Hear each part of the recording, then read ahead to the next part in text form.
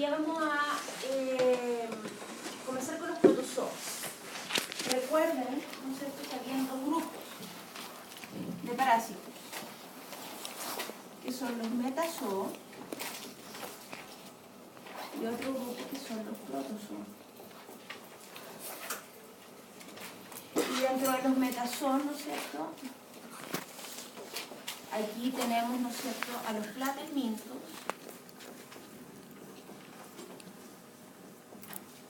que a su vez se subdividen en cestos, que son las tenias, y los tremátodos,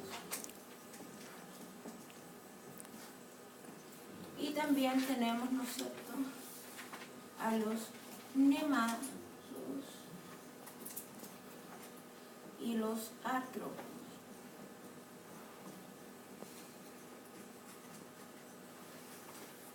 Los metazoos, recuerden que son todos organismos pluricelulares, ¿sí? En cambio, los protozoos, ¿no es cierto?, son organismos que son unicelulares y los vamos a dividir, ¿no es cierto?, de acuerdo a sus características morfológicas principalmente. Ahí los vamos a ir viendo, ¿ya? Y por eso recordar siempre que las enfermedades que vamos a empezar a ver ahora las tienen que ir orientando a pensar que es una célula, ¿sí? La forma de reproducción, todo aquí es una célula. Sin olvidarse todo de que es macho o es hembra, cómo vive, cómo come, es una célula. No olviden eso, ¿sí?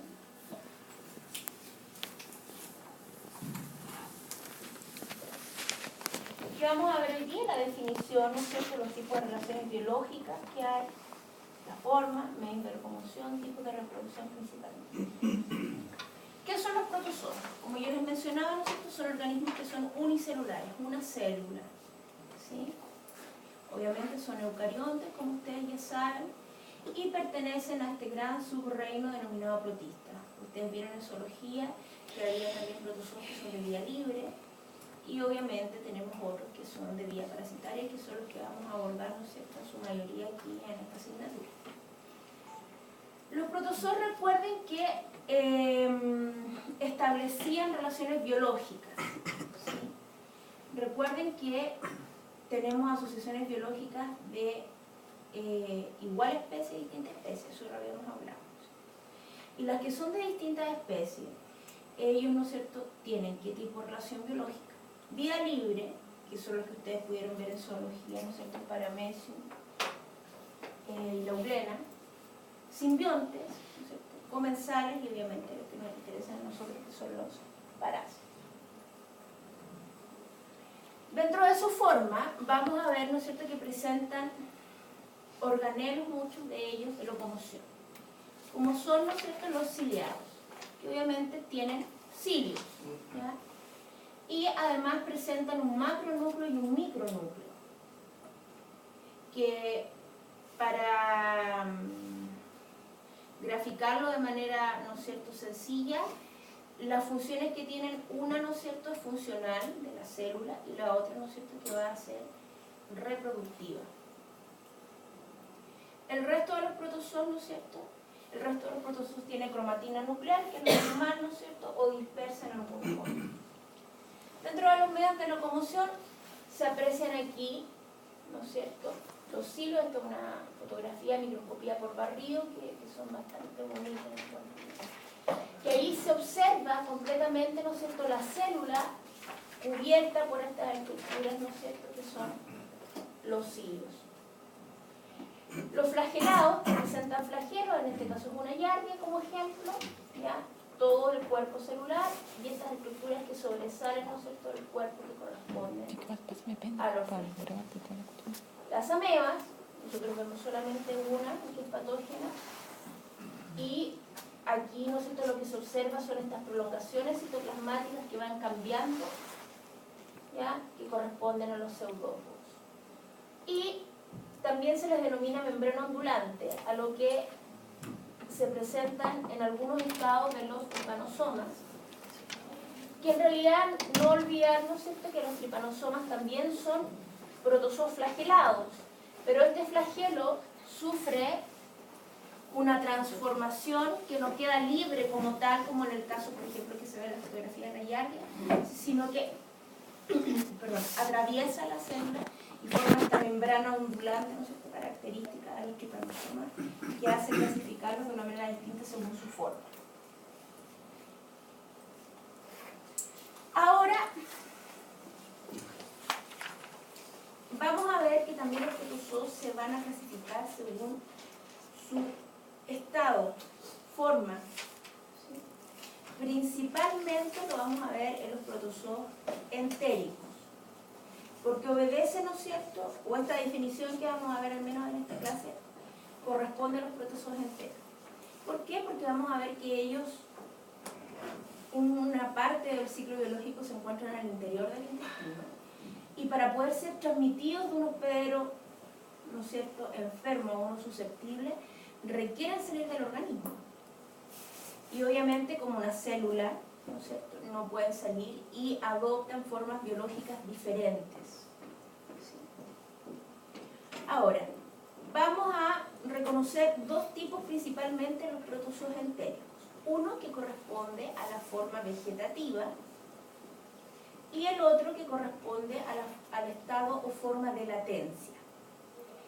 Cuando hablamos de forma vegetativa, nos vamos a referir a la célula como tal, ¿ya?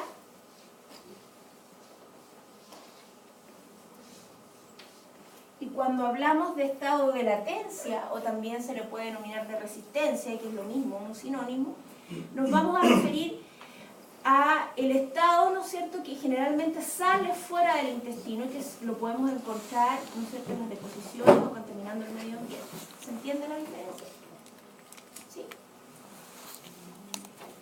Por eso dice, ¿no es cierto?, que el estado de latencia pueden ser quistes, vamos a ver después las diferencias, o quistes o esporoquistes. Según la especie de protozoo, será el estado infectante que corresponde. Y el estado vegetativo se le denomina trofozoito, o vamos a ver que también se le conoce con el nombre de zoito, y es el estado que causa el daño y es susceptible a la acción de fármacos. Tenemos, yo voy a hacer una Giardia, ¿ya?, que la encuentro más bonita.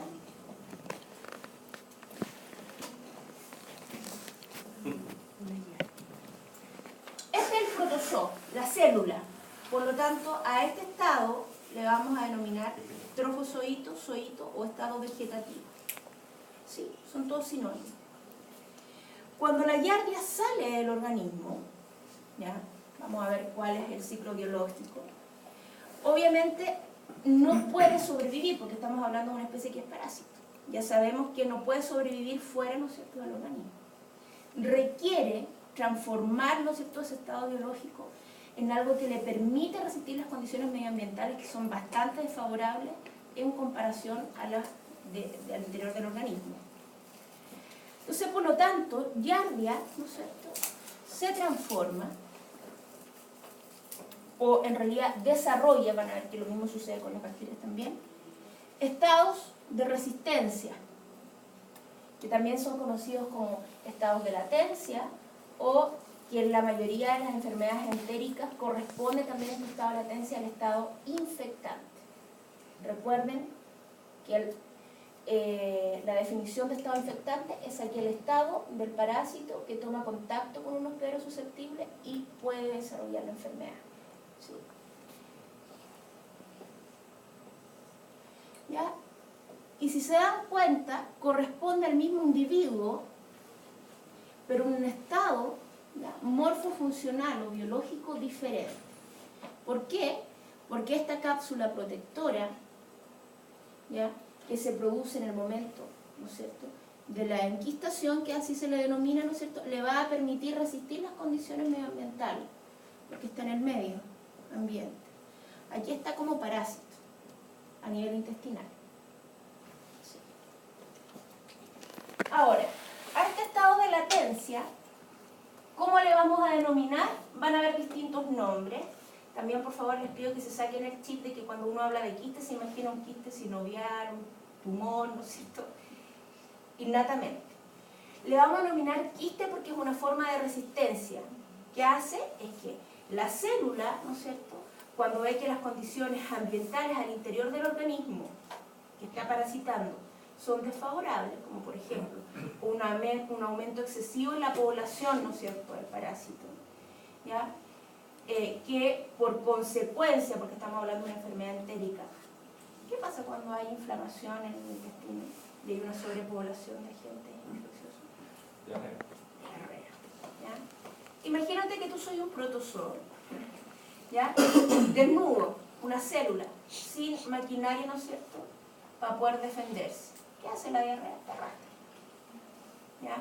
Obviamente todos los parásitos, en el caso de la Giardia, todos tienen algunos órganos que pueden servir o estructuras de fijación, pero ninguno va a ser tan exitoso en el caso de los protozoos para que no puedan ser, en algún caso, ¿no es cierto?, arrastrados por una diarrea. ¿Qué hacen? Se encapsulan. Ya a este proceso se le llama enquistamiento, y de ahí el nombre de quiste. ¿Ya?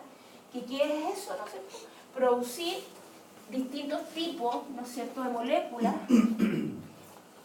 alrededor de la célula que se le van a denominar, ¿no es cierto?, pared o quiste, que les va a permitir resistir las condiciones medioambientales, ¿no es cierto?, de resequedad, porque obviamente la humedad que está en el interior del intestino no es la misma que está en el medio ambiente, el sol, la radiación ultravioleta, ¿no es cierto?, las temperaturas y los distintos cambios de pH que pueden haber en el ambiente. ¿Sí? Ahora, ¿cuándo se llama quiste? Todos los protozoos entéricos que tienen reproducción de tipo asexuada, el resultado de esta reproducción que sale del intestino se le denominan quistes. Por eso vamos a hablar de quistes de Giardia, porque Giardia es un protozoo que tiene una reproducción de tipo asexuada. ¿Sí? O por ejemplo, Balantidium coli, también protozoo, ¿no es cierto?, que es entérico, tiene reproducción asexuada, por lo tanto, estos estados de latencia o resistencia se les van a denominar quistes porque son producto de una reproducción asexuada. ¿Se entiende? Si no entienden, me paran, chiquillos, por favor. A diferencia de los esporoquistes y los ooquistes, que son producto, ¿no es cierto?, de una reproducción de tipo sexuada en los protozoos. Entonces, esporoquiste, ¿qué más? Ooquistes. Ooquistes. No terminamos. Muy bien, muy bien. ¿Sí? Y el estado vegetativo se le denomina a todos los protozoos trofozoitos, ¿ya? Independientes si es que son entéricos o tienen otra ubicación en el organismo, si son sanguíneos, si se encuentran en tejidos, si son tisulares, siempre se les denominará trofozoitos. A excepción, no sé qué vamos a ver después, de los tripanosomas, que siguen siendo trofozoitos porque siguen siendo una forma celular, pero esta célula, la forma de la célula cambia de acuerdo a la ubicación, ¿no es cierto?, de los tejidos en el organismo de los animales afectados. Y ahí cambia un poquito esta clasificación. Varía. ¿Sí? Recuerden, ¿no es cierto?, que todos los protozoos tenían distintos, digamos, obviamente el tipo de nutrición que van a tener va a ser diferente. Autótrofos son todos aquellos que son de vida libre, si no, no tendrían esta clasificación de parásitos. Y ahí son aquellos, ¿no es cierto?, que son fitoflagelados, como los que vimos, ¿no es cierto?, en zoología, y quimiotróficos otros. Y los heterótrofos, ¿no es cierto?, que se van a alimentar de sustancias orgánicas en el medio ambiente de aquel donde viven. ¿También puede haber un heterótrofo de vida libre? ¿Un? ¿Heterótrofo pero de vida libre? Sí. Por ejemplo, el paramecio se alimenta incluso de la misma aulena o del medio, ¿no es cierto?, donde se encuentra, ¿no es cierto?, acuático, pero es de vida libre, no es parásito. Pero un autótrofo de... Parásito no. Parásito no, eso Imposible. tiene que ser de vida libre. Porque recuerden que para ser parásito tienen que cumplir esa condición de vivir a expensas de otros. Entonces, si fuese autótrofo no viviría a expensas de otros. Entonces, por lo tanto, ya no es parásito.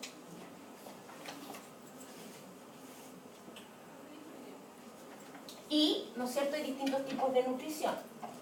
Los holozoicos, los saprozoicos, ¿no es cierto?, a través de excreción.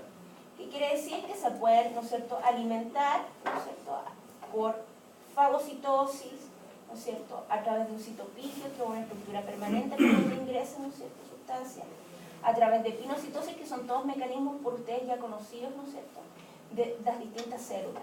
¿Ya? La reproducción de los protozoos. Dijimos que habían dos tipos de reproducción. Una reproducción sexuada y otra asexuada.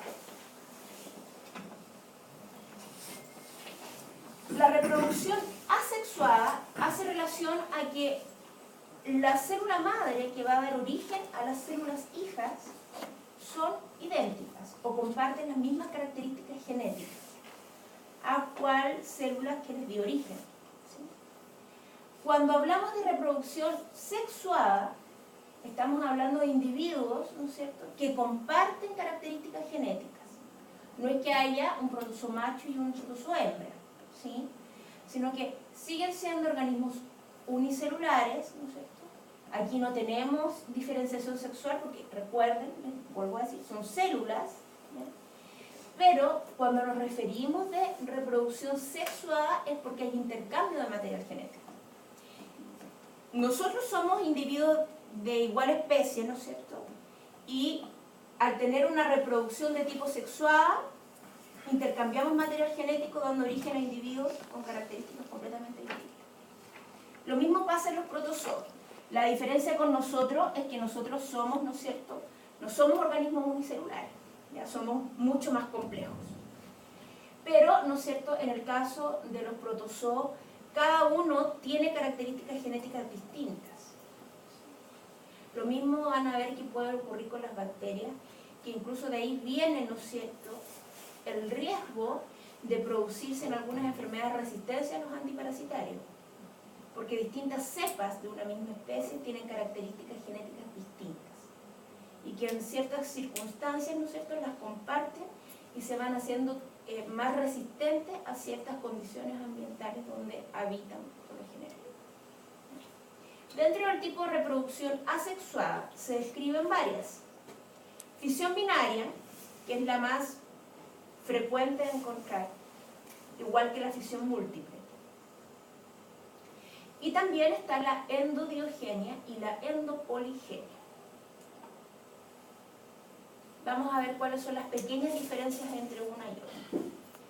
Y en relación a la reproducción sexuada, vamos a ver la conjugación y la singamia, que también es conocida con el nombre de gametogonía o gamogonía. También puede aparecer, ¿no es cierto?, en algunos textos. Y ahí se pueden observar cambios en la célula protozoaria, como aparece aquí, en isogametos, o también se les pueden denominar en algunos macrogametos y microgametos, que cambian su forma para poder hacer, ¿no es cierto?, en este caso, más exitoso el tipo de reproducción. ¿Ya? Pero siguen siendo siempre, ¿no es cierto?, células protozoarias.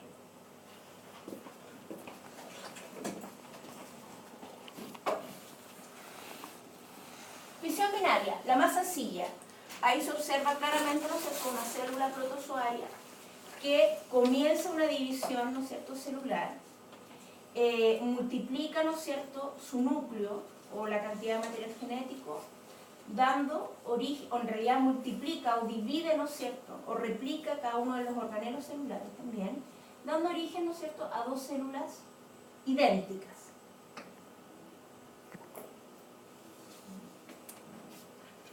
Así como los, ¿cómo se llamaban? Los gremlins, echaba agua y uno va apareciendo igual.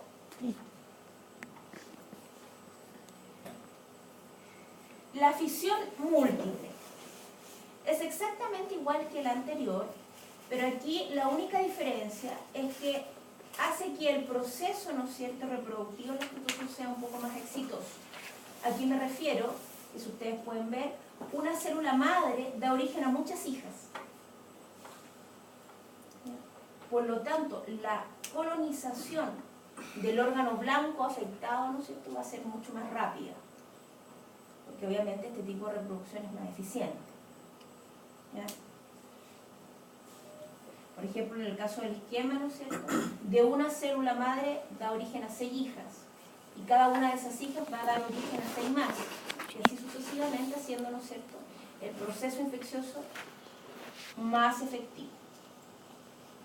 Pero el principio es el mismo. La endobiogenia, la única diferencia con la división anterior, ¿no es cierto?, la fisión binaria, es que la división celular ocurre, ¿no es cierto?, de manera distinta en cuanto a la organización de los organelos, ¿no es cierto?, y la división de la membrana y el citoplasma celular. Ahí, como ven ustedes, la división comienza en el interior de la célula. A diferencia del dibujito anterior, veíamos que había un estrangulamiento de la célula madre donde comenzaba a dividirse. Aquí la división comienza desde adentro. Si se dan cuenta, se comienzan a dividir, ¿no es cierto?, todos los organelos celulares, incluso también el núcleo, ¿ya? Pero la división comienza desde el interior de la célula. A diferencia de lo que veíamos aquí, comienza, ¿no es cierto?, desde afuera. Y la endopoligenia, ¿no es cierto?, es exactamente lo mismo que la anterior, pero lo que cambia en este caso es que en vez de que una célula madre dé origen a 2, va a ser a varios, ¿no es cierto? En este caso, por ejemplo, da origen a 6 también, células, ¿no es cierto?, madres distintas. Dentro del tipo de reproducción sexuada, ¿qué vamos a ver? Si se dan cuenta, tenemos 2 tipos de protozoos, ¿ya? La misma especie, si se dan cuenta, del mismo monito, el mismo dibujito. De hecho, ese es un esquema, ¿no es cierto?, una célula que simula la forma del Balantidium coli, después lo vamos a ver. Y la célula de arriba, esta, tiene su núcleo de color blanco. La de abajo tiene el núcleo de color negro. ¿A qué hace relación la reproducción sexuada en este caso? Es que ambas dividen el material genético, ¿no es cierto?, a la mitad, si se dan cuenta, e intercambian material genético.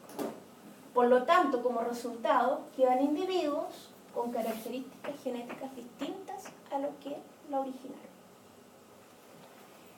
¿Qué les permite en este caso? Más que aumentar el número de individuos colonizando un órgano blanco, es garantizar características, ¿no es cierto?, que les permitan la sobrevivencia en esos órganos o en ese ambiente. ¿Sí? Diversidad.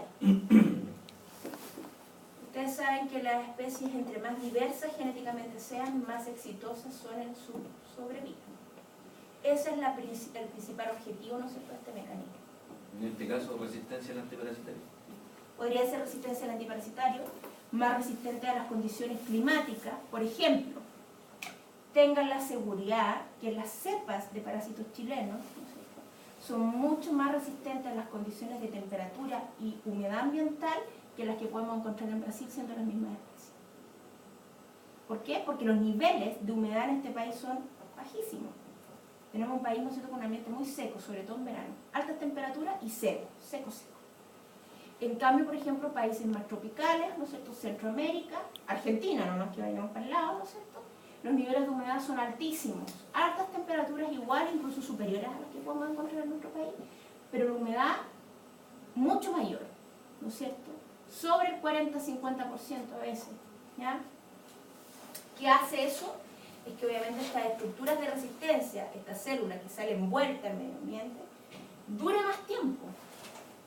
Por eso también en estos países, ¿no es cierto?, con este tipo de clima, la incidencia y la prevalencia de las enfermedades parasitarias es mayor, porque las condiciones ambientales favorecen la permanencia de todo estado infectante en el medio ambiente. En cambio, en nuestro país, tenemos condiciones climáticas extremadamente marcadas.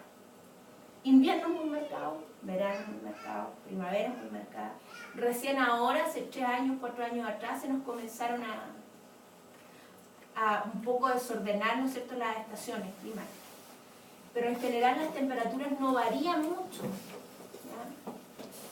Uno espera, ¿no es cierto?, que en el verano vamos a encontrar temperaturas hasta los 35, 37 grados como mucho, uno aquí otra vez, un día que se dispare sobre los 37 grados.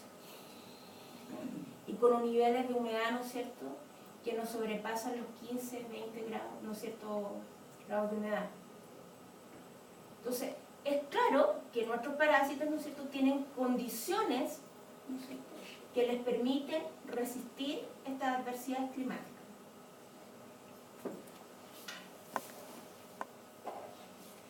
Y la singamia, o gamogonía, o como yo les decía, gametogonía,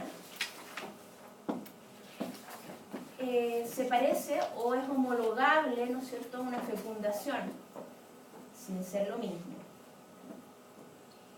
De hecho, ahí aparecen, ¿no es cierto?, signos como masculino y femenino, pero les vuelvo a repetir, por favor, que recuerden que los protozoos son células que no tienen sexualidad, sexo definido. Es una célula. Pero se les coloca, ¿no es cierto?, se les colocó en este esquema estos signos para ayudar un poco, ¿no es cierto?, a comprender de qué se trata el tipo de reproducción. Si se dan cuenta, son dos células exactamente iguales, ¿sí?, esta y esta, pero la primera sufre un cambio en su morfología, la que se ve aquí, que nosotros en muchos casos vamos a denominar, ¿no es cierto?, microgameto, que quiere decir que esta célula redujo su tamaño. En cambio, la otra permanece igual e incluso aumentando su tamaño considerablemente. ¿Para qué? Para producir esto, que esta pequeña puede ingresar, ¿no es cierto?, a esta otra, y en el interior de ella intercambiar este material genético, ¿no es cierto?, y dar como origen a un individuo completamente distinto, con características, ¿no es cierto?, genéticas distintas, ¿sí?, y morfológicas a su vez también distintas, porque este ya tuvo un cambio.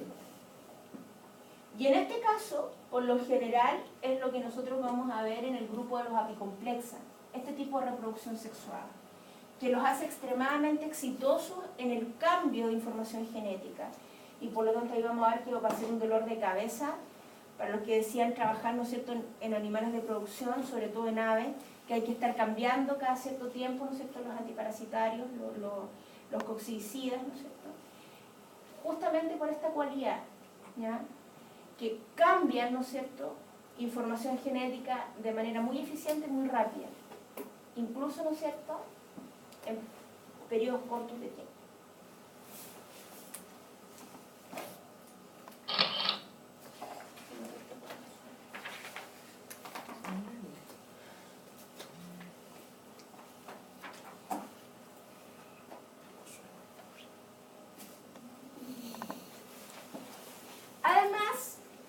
Además, vamos a ver también una variación, ¿no es cierto?, en la reproducción, que se puede dar en algunos casos, ¿no es cierto?, en algunas especies parasitarias, sobre todo enteroparásitos, en realidad todos son enteroparásitos, que es una división celular que se produce al interior del quiste o del ooquiste, ¿no? Recuerden que dijimos que estaba la célula, ¿no es cierto?, y que por distintos factores medioambientales, ¿no es cierto?, reproductivos, esta célula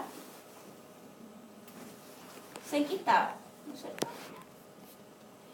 Vamos a ver que en algunas especies de protozoos entéricos, dentro de esta estructura quística que puede encontrarse al interior del organismo, todavía no saliendo del intestino, o muchas veces fuera del organismo, en el medio ambiente, se produce una división celular al interior de este quiste,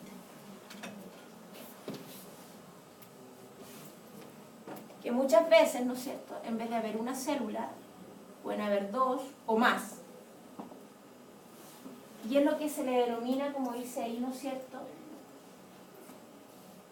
esporogonía o esporulación, que de manera práctica, ¿no es cierto?, muchas veces nosotros también le vamos a denominar maduración del quiste, ¿sí?, y que es una reproducción de tipo asexuada, pero que ocurre al interior de esta estructura, ¿no es cierto?, de protección.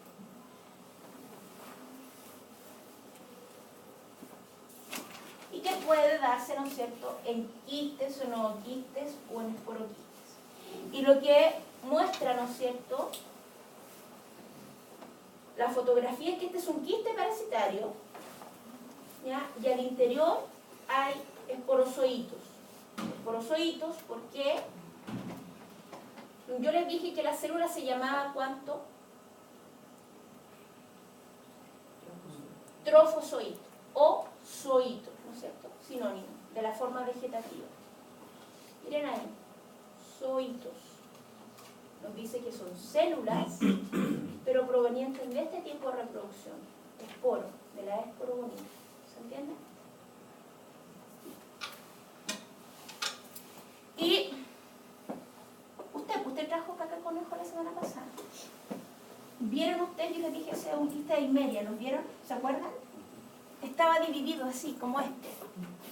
Quiere decir, ¿no es cierto?, que en este caso, como es una coccidia, elimina un cigoto, un quiste, ¿no es cierto?, con una célula en el interior. Pero, por condiciones medioambientales o en alguna especie, dentro del trayecto de salida, ¿no es cierto?, del tubo digestivo, comienza esta división al interior de esta estructura de resistencia. ¿Ya? Y se ven al interior de estas, ¿no es cierto?, más de una célula al interior del quiste. ¿Se entiende?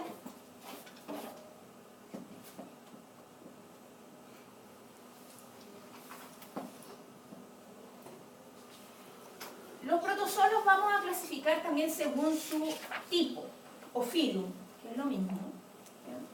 Y están los sarcomastigófora, que solamente vamos a ver uno de importancia patógena. Perdón, más de uno. Sí, más de uno. Yo me equivoco. Son los flagelados. Los apicomplexes, que vamos a ver muchos. Cilióforas, ciliados. Los esporozoos, que los van a tener que estudiar ustedes aparte en las lecturas obligatorias, que son los microsporidios y los mixosporidios, que vamos a ver que principalmente es un grupo que afecta a veces a peces. Y los sarcodinos, que ahí sí vemos uno solo, que son las amebas.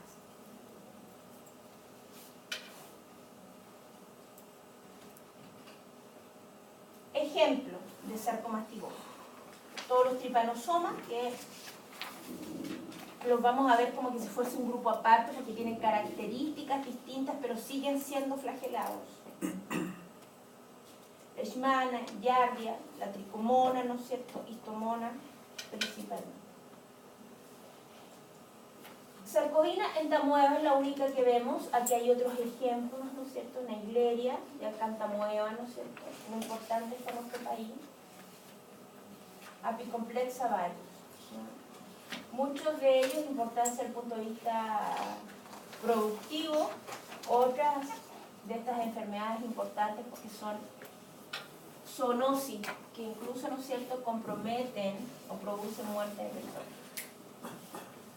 Leptosporidium, Himeria, Isospora, Toxoplasma. Y ciliófora vemos solamente uno, que es el Balantium coli. ¿Ya? Esporozo nocema.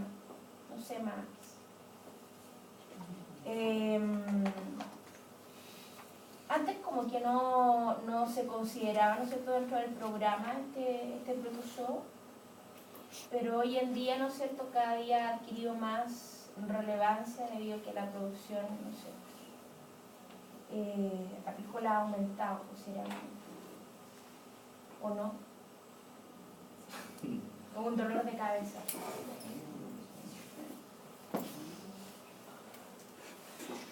Cuadrito resumen.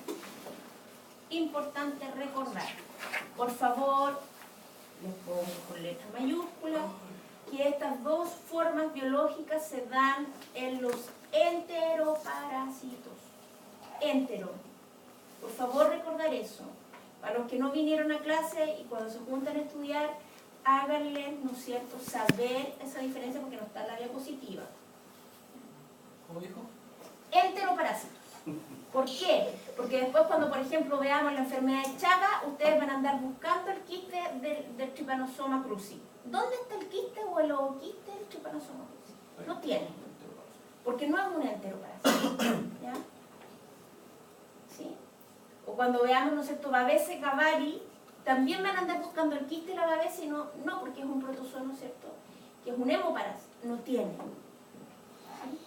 Entonces, estas dos morfologías solamente se dan en protozoos que afectan intestino. Y porque tiene una razón, ¿no es cierto?, sostenible, que es que el protozoo vive tranquilo y feliz, ¿no es cierto?, en intestino, pero puede salir. Yo a los de pregrado siempre les digo, imagínense que ustedes viven en su casa piluchos, felices, sin ropa, calentitos, tienen comida, se reproducen, están de fiesta. Imagínense que un día les sacaron una pared de la casa y los tiraran en pelota por fuera. Cambian las condiciones, no tenemos esa capacidad. ¿Ya? Lo mismo pasa con los protozoos entéricos. Para poder salir, ¿no es cierto?, de ese medio donde habitan, deben tener esta estructura de protección. ¿Ya? Y por eso la fabrican, ¿no es cierto?, la forman.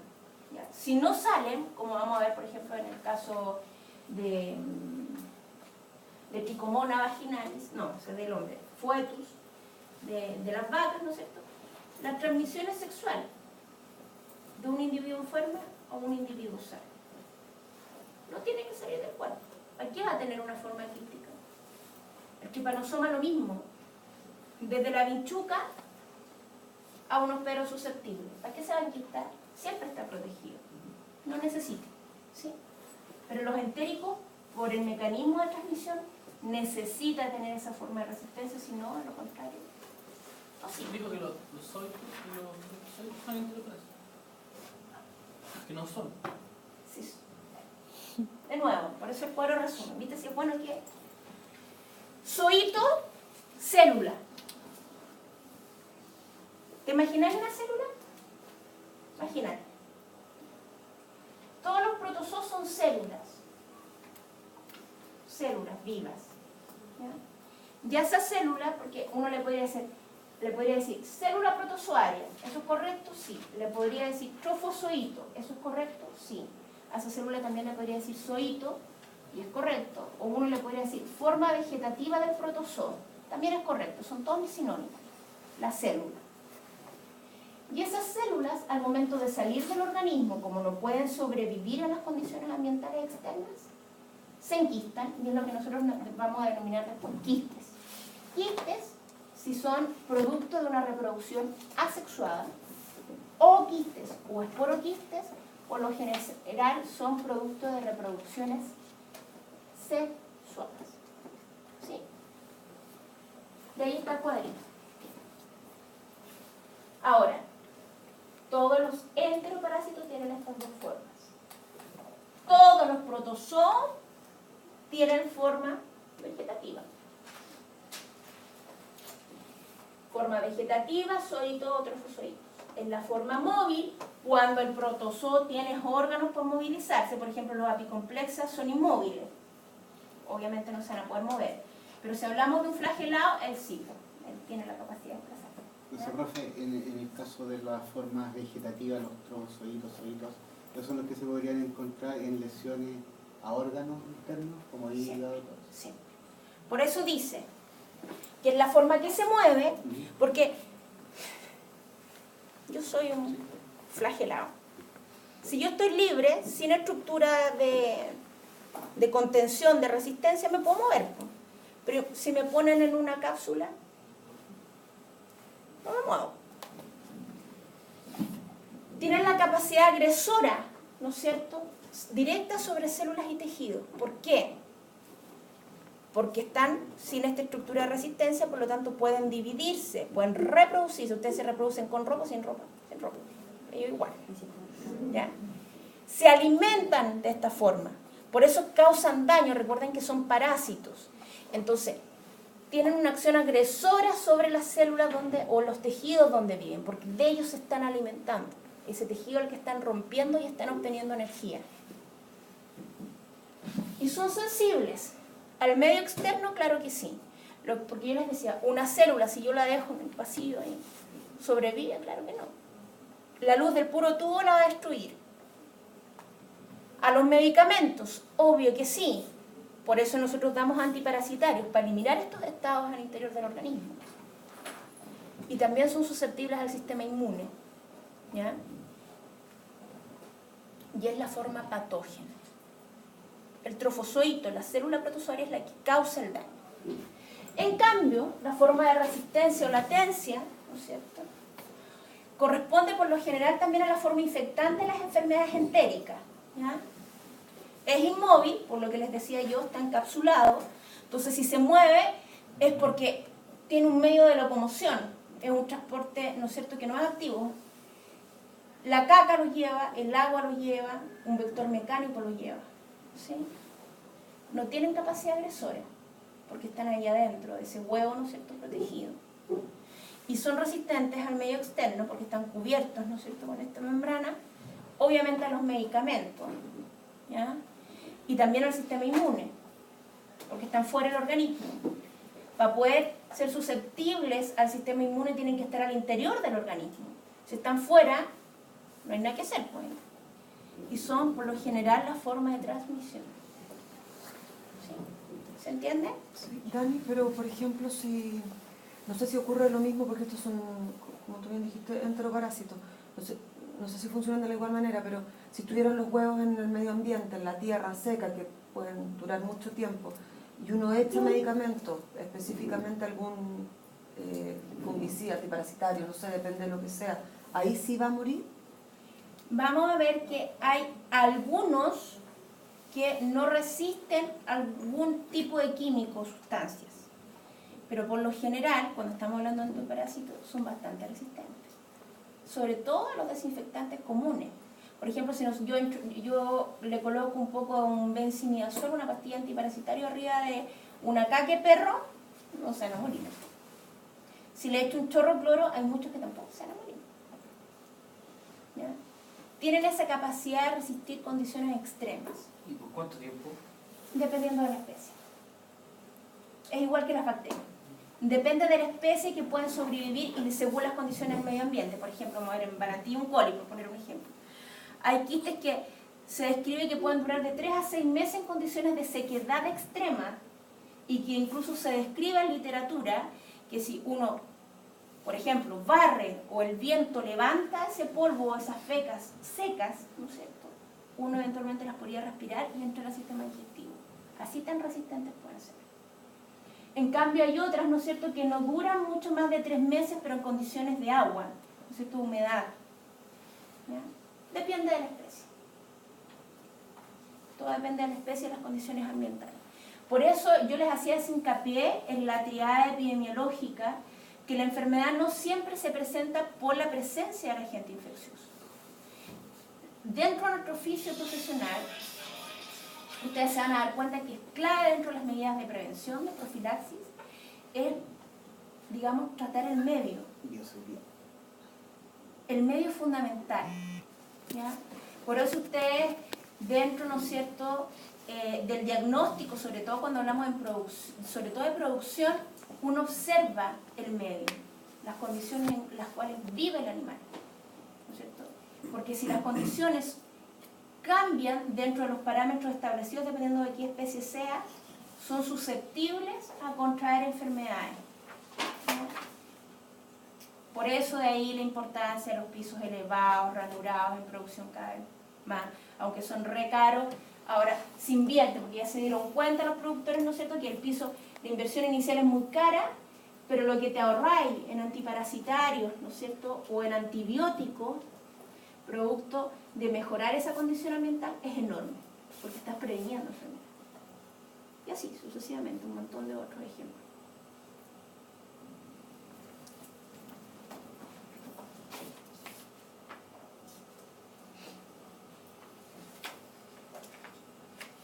Aquí es como un diagrama para que entiendan cómo se produce generalmente la enfermedad.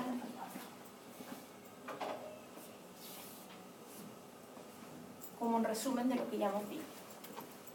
Está la forma de resistencia. Aquí le puse quiste porque sí, pero podría haber sido o quiste o esporoquiste. Ingresa al hospedero susceptible. ¿Cómo? Por mecanismos y vías.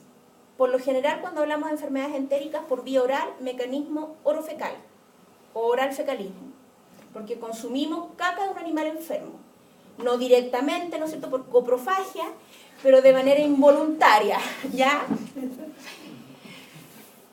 Ingresa a los perros susceptibles, ¿no es cierto? Y este quiste o estructura de resistencia que ingresó se dan todas las enfermedades entéricas. Ingresa al organismo, la única manera de darse cuenta que está dentro de un organismo vivo es que un cambio de pH es repentino. El pH gástrico que tenemos los mamíferos, las aves, ¿no es cierto?, reptiles, es muy alto. No hay ningún otro pH tan ácido, ¿no es cierto?, en el medio ambiente como el gástrico. Los receptores de membrana, al darse cuenta que están en este pH tan ácido, se activan los mecanismos celulares. Ah, chuta, estoy dentro de unos perros. Espera que ese pH cambie a algo más básico cuando pasa, ¿no es cierto?, el alimento a intestino delgado, y en el intestino delgado se produce el desenquistamiento. ¿Ya? Este quiere decir que este protozoo sale igual que una bebé de sus huevos, ¿no es cierto?, igual que estrella, listo, ¿no es cierto?, con el único objetivo principal que tiene, que es la división celular. ¿Ya? Por eso vuelve a su forma vegetativa. ¿Se entendió? Ah, profe, y después vuelve a forma vegetativa y hasta a veces puede hacer lo mismo, transformarse en quiste. Y ahí se empieza a dividir, a multiplicar, a reproducirse como loco, y cuando ya hay muchos y las condiciones ambientales son desfavorables porque falta alimento, ya porque el animal empezó a dejar de comer, porque la inflamación a nivel intestinal es mucha, comenzó a haber diarrea, ¿no es cierto? Ya las condiciones favorables no son como para que estén todos juntos, hay algunos que automáticamente deciden decir, ya, mi reproducción todo va a quiste, porque esos son colonizadores de otros ambientes, de otros mundos. ¿Sí? Entonces, por eso ciclo. ¿Ya? Por favor, recuerden. ¿Este es un ciclo directo o indirecto? No, esto Nada es... que ver. no, todavía no te enredes con eso. El individuo que estaba aquí, ¿no es cierto?, cuando vuelve a salir en quiste no significa que sea el mismo. Son los hijos de este. ¿Ya? No confundirse. Aquí entró uno y después van a salir cientos, miles. ¿Sí? Ya.